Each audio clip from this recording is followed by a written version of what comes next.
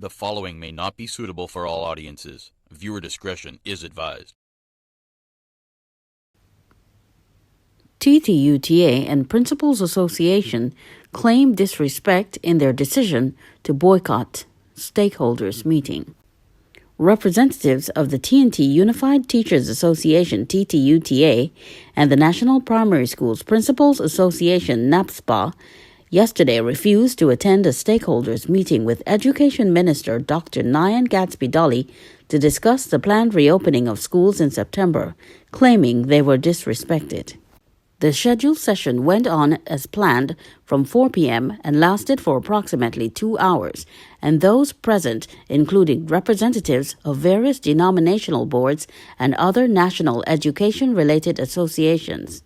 The discussion centered around the physical reopening of schools as the new academic year 2021 to 2022 will begin on September 6.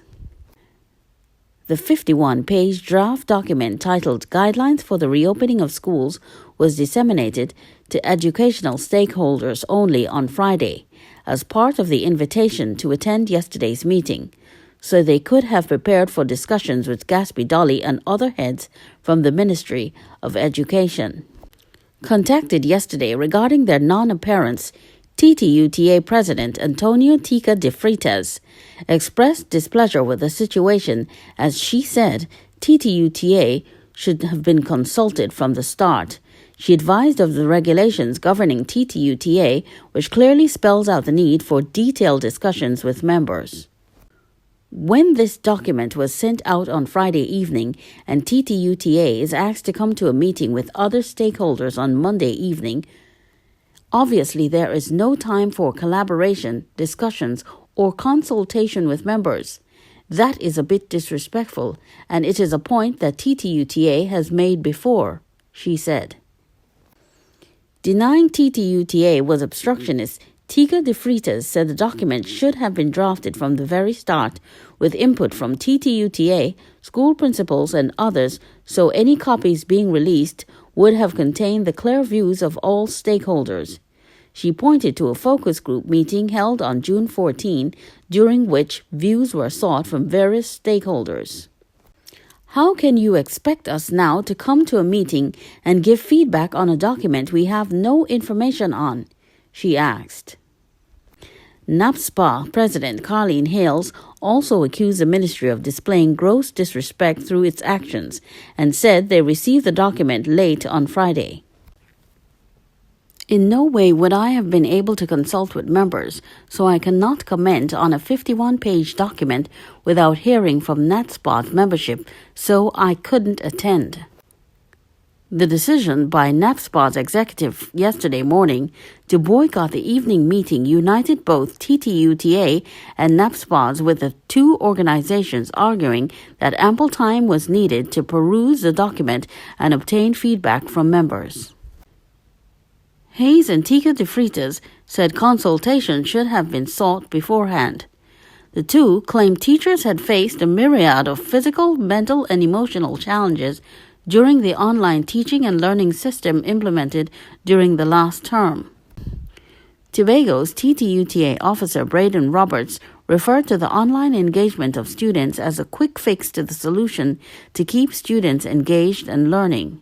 However, he called for more sustainable measures to be implemented as it was clear the population had to live with the COVID-19 virus for years to come.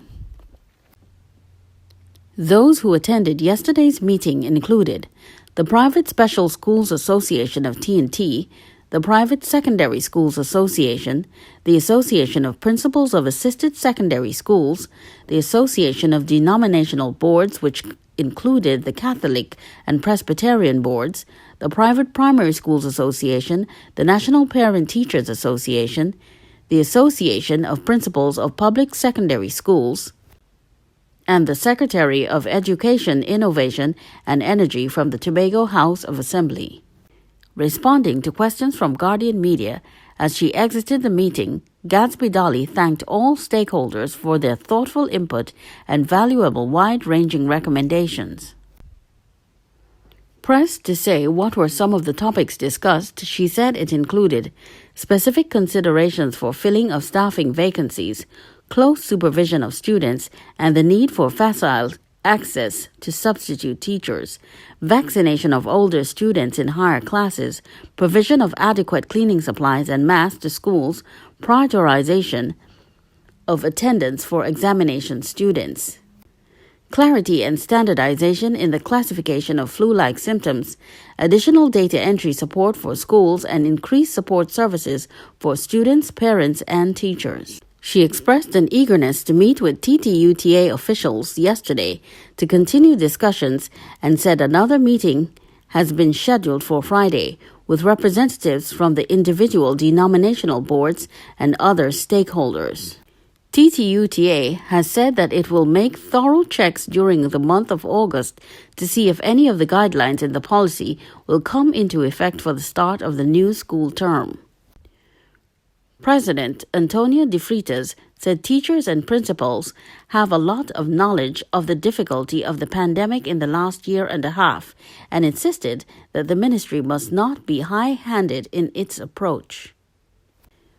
Revealing some of the challenges that the union faced in the last year, TTUTA Tobago officer Braden Roberts explained that there was a quick fix to get the education sector up and running again, but something must be put in place that is more sustainable. TTUTA would have had to do a lot to support emotional strain majority of teachers would have been experiencing. We have offered mental health workshops, daily guidelines to help teachers work with the various challenges they faced on a daily basis. Teachers would have extended their working hours and their screen time exposure towards unrecommended hours. Teachers' sleep time were also significantly affected, resulting in the increasing stresses they would have been experiencing, Roberts said. With all this effort, we teachers are faced with device crashes and being bumped out of their own meetings, students failing out of virtual classrooms on a regular basis after spending significant time planning for lesson, Robert contends. So we are now accessing the real impact to all students. Those teachers still felt the need to do a lot more with the strain that they already have, and principals who saw the difficulty in the process also assisted teachers in how they can better their teachers. TTUTA First Vice President Marlon Seals told the media that the Education Committee of TTUTA has been working assiduously to find a way for our members to navigate this virtual blended and remote learning space. So as a result, we have in our cadre many ways that we can deal with remote learning. We recognize that there must be a blended approach to teaching and learning, and once TTUTA is given the opportunity, it will be able to share with the Ministry of Education how that can be safely rolled out for both teachers and students. TTUTA recognizes that vaccination is a choice. We recognize that our students will not be vaccinated due to the protocols that we currently have in place from the World Health Organization, he said. TTUTA has taken all those things into consideration. Additionally, the association, through our Professional Advancement Committee, have been engaging in training for our members that we can accurately navigate remote teaching.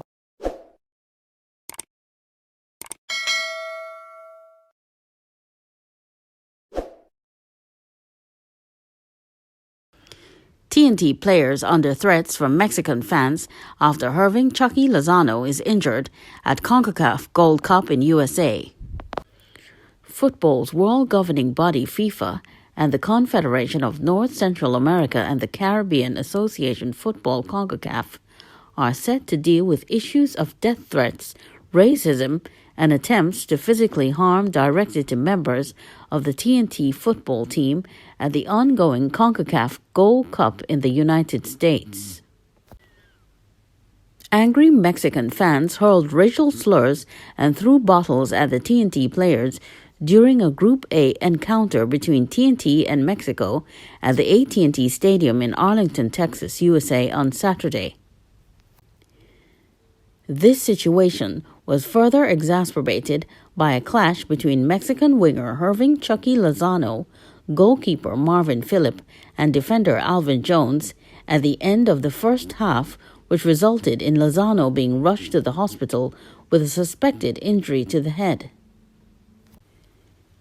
The game ended in a goalless draw as coach Angus Eve employed a counter-attacking strategy that not only frustrated the tournament's defending champions but prevented them from scoring. Eve yesterday confirmed to Guardian Media Sports that because of death threats to him and his players Philip and Jones, there has been heightened police presence at the hotel where the team is currently based. The T&T Football Association has since reacted to this development by writing to both FIFA and the CONCACAF and has since received a promise that something will be done about it soon, the coach said. Eve, a former national player, did not have this experience during his 5 years of playing for T&T at the Gold Cup, and in reliving the horrifying experience, said they were outnumbered in the terms of support at the stadium. However, the Mexican fans became very angry when their team did not score, so they started chanting racial slurs, throwing bottles at the players on the touchline, and even shouted death threats. I must admit that I feel a bit bad for my players, and though there would not normally be a police presence at our hotel, there was a heightened presence because of the death threats, Eve explained. Eve, in the post-match interview, said the match was stopped 3 times because of the crowd's behavior, noting, "At the 3rd time, I felt the referee should have stopped the match and awarded it to us, because we have to stamp out this type of behavior in the game." To date, the TNTFA football page has been littered with threats and abuse from Mexican fans, with many also directed to Jones and Philip. Philip has since apologized to Lozano, saying there was definitely no intention to cause harm, and later wished the Mexican player a speedy recovery. On Sunday, Guardian Media Sports got a glimpse of some of the things that were said on the TTFA football page. Among the comments were, "Y'all some of the nastiest people I've ever seen play soccer. Y'all just go against Mexico to try and injure them.